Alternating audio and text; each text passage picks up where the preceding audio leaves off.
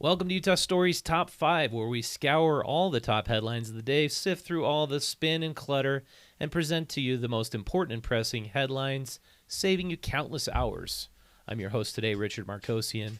On today's Top 5, ACT Locally Illinois joins those proposing Journalism Protection Act. Number 2, golf course amendment bill fails last night. They were going to prevent journalists from getting water consumption usage on golf courses. They wanted to keep that under wraps. That failed. Number 3, Utah oversees third highest increase in fatal crashes. Number 4, Utah liquor law passes Senate. It will move on to Governor Cox. We'll go into the details. Number 5, Salt Lake City officially submits bid to host 2034 Olympics. But before we get to the headlines, be sure to smash the like button, subscribe to our channel, share it with friends. That's the way we get the most important stories, the best journalism in Utah out to you, and promote that. This episode's brought to you by Utah Stories Magazine. For $3 a month, you can support our journalism and have this delivered right to your door. Remember that if you still love reading on paper and not getting all your information via your screen, you got to support local journalism. And tech companies cannot censor things on print. It's really magnificent. There's no paywall, firewall, censorship happening when you read stuff in print. And we believe that far more of our consciousness should be in the real world than on screens and in computers. This is your connection to the real world. All right, let's dive into our first headline and story. Illinois joins those proposing Journalism Preservation Act. So as we wait for the California Senate to hear and ultimately vote on a consequential Journalism Preservation Act this session, this is happening in California, similar legislation is being proposed in Illinois, where efforts are already being hailed as the most ambitious package of local journalism policy. Introduced by Senator Steve Saddleman last week, the Journalism Preservation Act, SB 3591, calls for the tech companies to pay usage fees for local news journalism and organizations for their work, 70% of which would go and be required to be invested into journalism and journalism jobs. The future of local journalism is in danger, said Saddleman, which is why I've sponsored the Journalism Preservation Act. So if you look at the number of newspapers, even just 10 years ago compared to today, that number continues to plummet. It's quite sad because crony capitalism, corruption runs rampant if there is not examinations of policymakers. That's really the long and short of it. There will always be far more corruption if nobody is looking, as we know in Utah, as we're going to get into more today.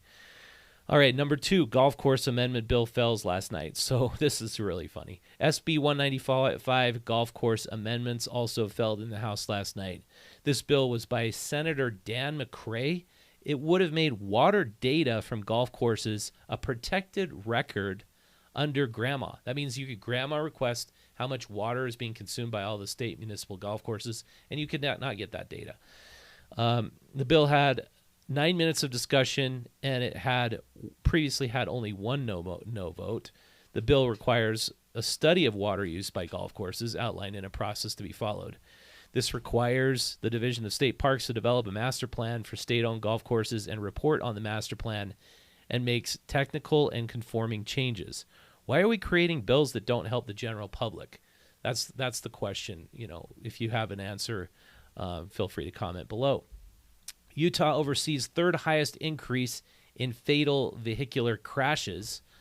So a new study revealed that a concerning trend in fatal motor vehicle collisions across the United States between 2012 and 2021. Certain states have had a significant increase in fatal crashes involving another vehicle. These include Delaware, Massachusetts, and Utah at the forefront of this troubling development.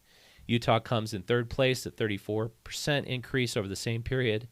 There were 63 fatal crashes involving a collision with another vehicle in 2012, which equates to 31.5% increased to 124 by 2021. So it was at 63. It's now more than double in 10 years, representing 42% of all fatal crashes.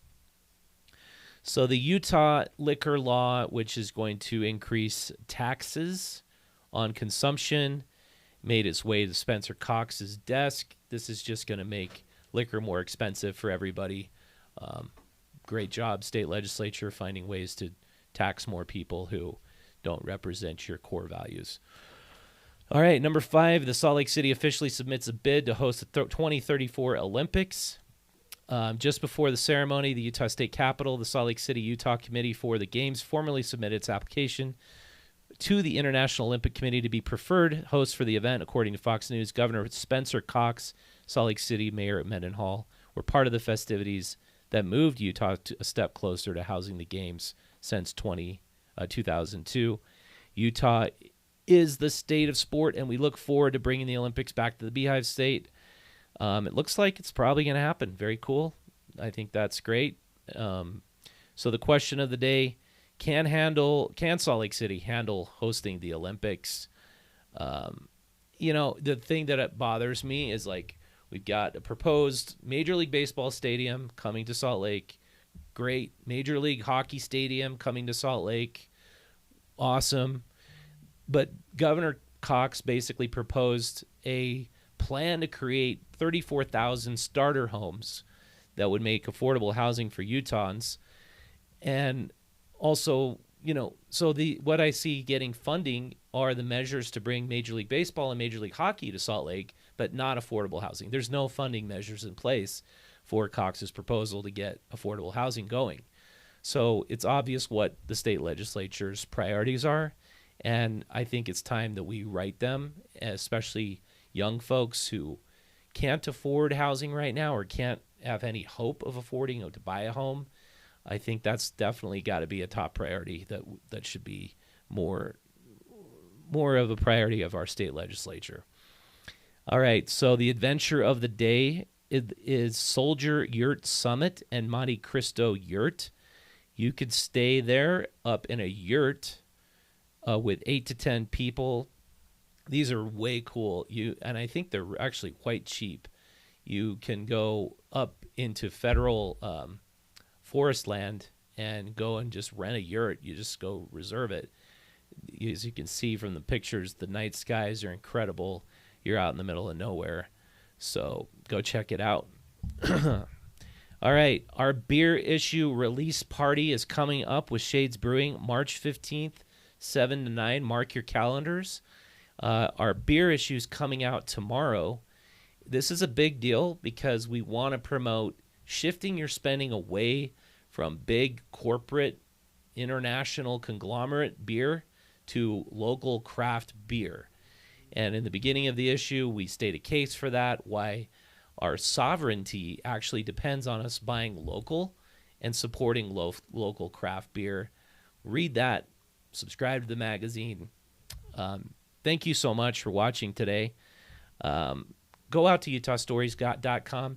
If you don't subscribe to the magazine, you don't have the money right now, that's fine. I thank you so much to everybody who has subscribed. But go hit and subscribe to our free digital newsletter, absolutely 100% free. And we'll send you the Voice of Local Utah once a week, and you'll get all the best stories that you need to pay attention to. Okay, thanks for watching. I'll see you next time.